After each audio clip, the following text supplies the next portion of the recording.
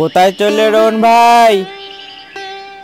ভাই, আমি দিদার বাড়ি যাচ্ছি, রসুলপুর। আচ্ছা, যাও।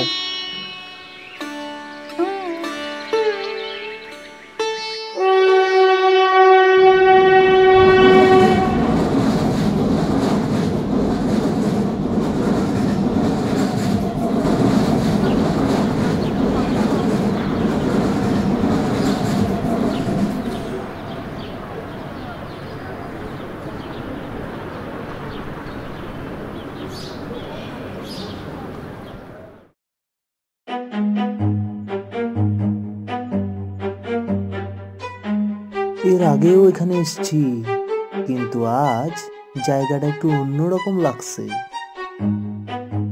দিদা, ও দিদা, তুমি কোথায়? কে রে? রোহন এলি বাবা? এতদিনে দিদার কথা মনে পড়লো? দিদা, আগে বলো তুমি কেমন আছো, আর তুমি কত রোগা হয়ে গেছো। আমার কথা ছাড়, আমি আর কয়দিনই বা আছি। তুই কেমন আছিস বাবা? আসার সময় কোনো অসুবিধা হয়নি তো? না দিদা, কোনো অসুবিধা হয়নি। ভেতরে আয় বাবা, তারপর বাকি কথা হবে।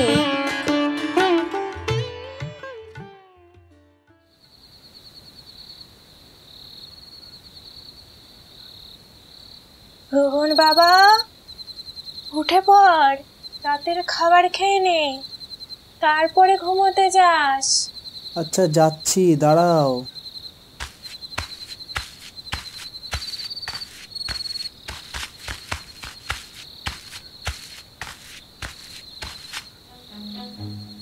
দিদা, তুমি এত খাবার বানালে কি করে? রামু কাকাও তো নেই দেখছি। আরে বাবা, তুই এতদিন পর আসলি, এইটুকু তো বানাতেই হয় আমার দাদু ভাইয়ের জন্য। রোহন বাবা, তুই তো জানিস আমার বয়স হয়েছে, কয়দিন আর আছি, তাই যাওয়ার আগে তোকে আমি কিছু দিয়ে যেতে চাই।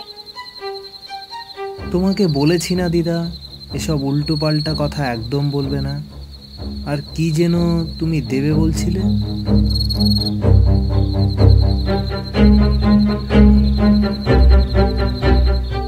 দিদা, রোহন, এখন কোনো কথা নয়, এটা কাল সকালে তুই দেখবি।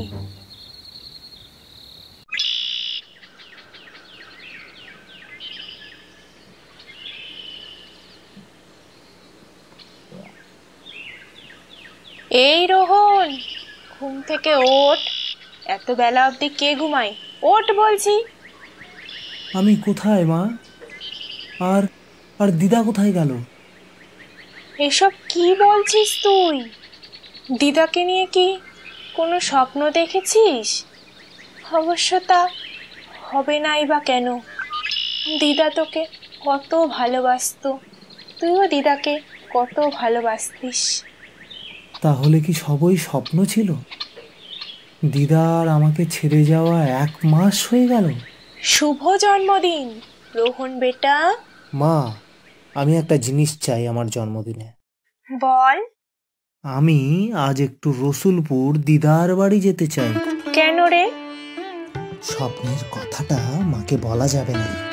আমি ওখান থেকে ঘুরে এসে সব বলছি মা।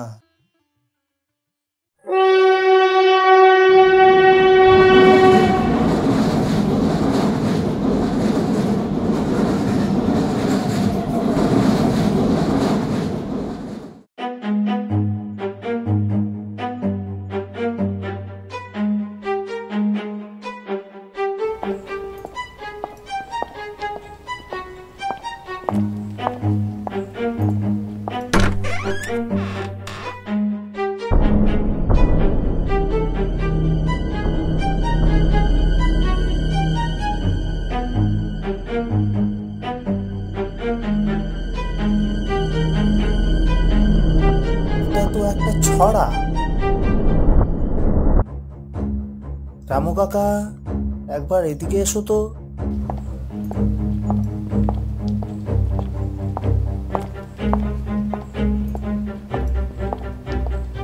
বলো দাদা বাবু। আচ্ছা রামু কাকা, তোমাকে দিদা কোনোদিনও কোনো গোপন কথা বলেছিল? আগে দেখো রামু কাকা, আমি জানি দিদা তোমাকে খুব বিশ্বাস করত। তুমি যা জানো আমায় বলো।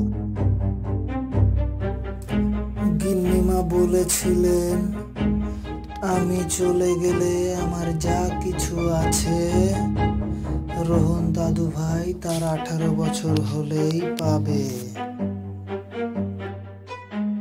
এবার বুঝতে পারছি দিদা স্বপ্নে এসেছিল কোনো গুপ্তধনের হদিস দিতে, কিন্তু এটা তো একটা ছড়া। কি বলতে চেয়েছে এই ছড়াতে? যেখানে ভূতের ভয় সেখানেই সন্ধ্যা। ভূতের ভয় মানে এমন কোনো জায়গা যেখানে ভূতের ভয়। আচ্ছা রামু কাকা, তোমার এমন কোনো জায়গা জানা আছে? না তো দাদা বাবু, আমি তো কিছুই বুঝতে পারছি না। তাহলে তাহলে 1 মিনিট। ভূতের ভয়ের সাথে সন্ধ্যা হয় আছে, তার মানে এমন কোনো জায়গা যেখানে সন্ধ্যাবেলার মতো পরিবেশ।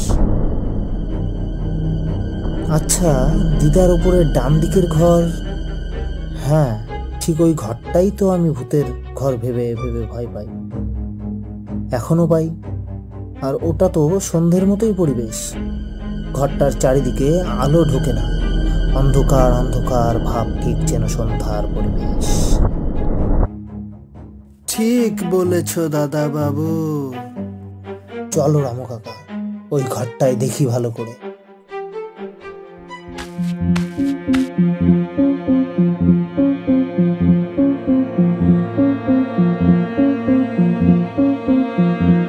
এই এত বড় ঘরের কোন দিকে আছে কি করে বুঝবো? এখানে তো চিহ্ন দেওয়া, এটার মানে কি হতে পারে? আচ্ছা, এই প্রশ্ন চিহ্ন মানে প্রশ্ন বোঝাচ্ছে, তাই না? হ্যাঁ তাই তো। প্রশ্ন উত্তর, প্রশ্ন উত্তর। কারেক্ট উত্তর মানে উত্তর দিকে হবে। চলো একবার উত্তর দিকে খুঁজি।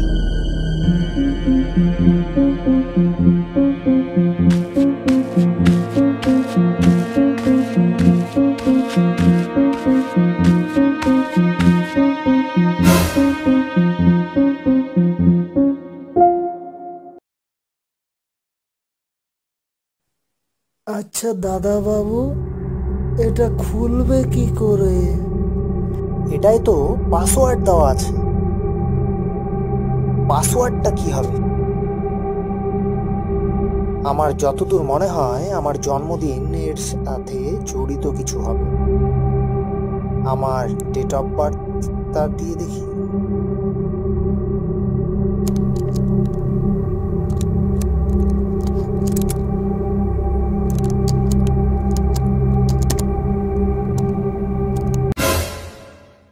ওয়াও, খুলে গেছে। বাহ,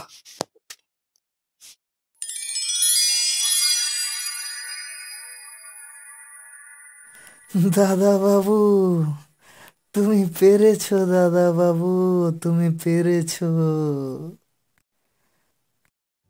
দিদা, তুমি আমার জন্মদিনে উপহার দেবে বলেই তাহলে আমার স্বপ্নে এসেছিলে। আজ থেকে এই সম্পত্তির মালিক হলে তুমি, দাদা বাবু। না রামু কাকা, না, এগুলো আমি নেব না। এগুলো অনাথ আশ্রমে দিয়ে দেবো, আর তোমার মেয়েটি আর চিকিৎসা করিয়ে নেব। তুমি মানুষ নয় দাদা বাবু, তুমি ভগবান।